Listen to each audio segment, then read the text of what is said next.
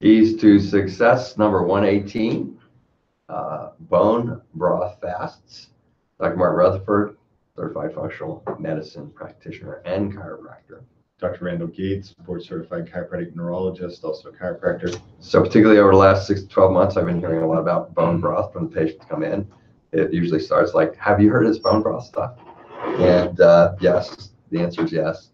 And certainly each one of these newer concepts that come along in our world take a little time to evaluate in reference to the entire protocol that we do, because a lot of times people will come with a protocol that actually just gets handled while we're doing things. Is it valid in and of itself, and so on and so forth. And so we're going to talk this morning about the fact that bone broth fasts have been introduced into a number of our programs, not everybody, but a lot of people, for specific purposes, and that Dr. Gates is finding that significant success with that aspect of the program.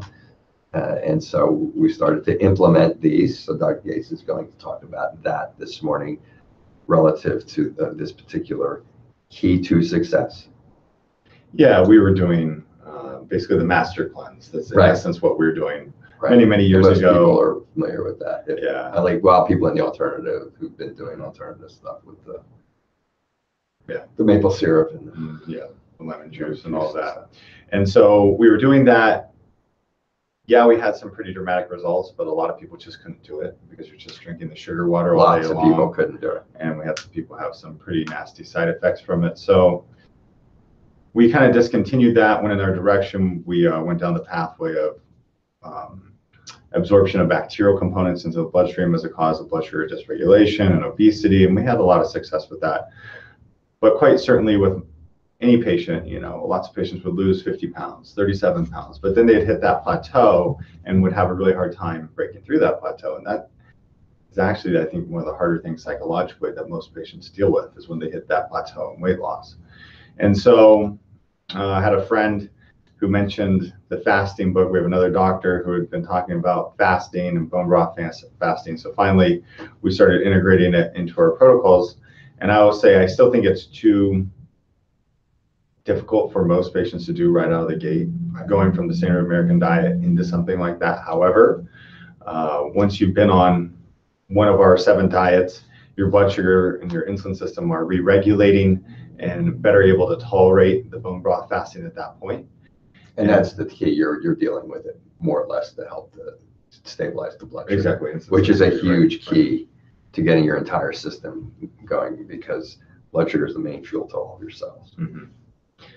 And when you look at human physiology, we're designed to starve. Our whole blood sugar system is designed for us to starve. Starve basically from birth, to be in a fasting state. We eat once in a while, basically build up the stores again, and hopefully we eat that day or the next day or the day thereafter. And in our current society, most of us are just eating all the time for our entire life period.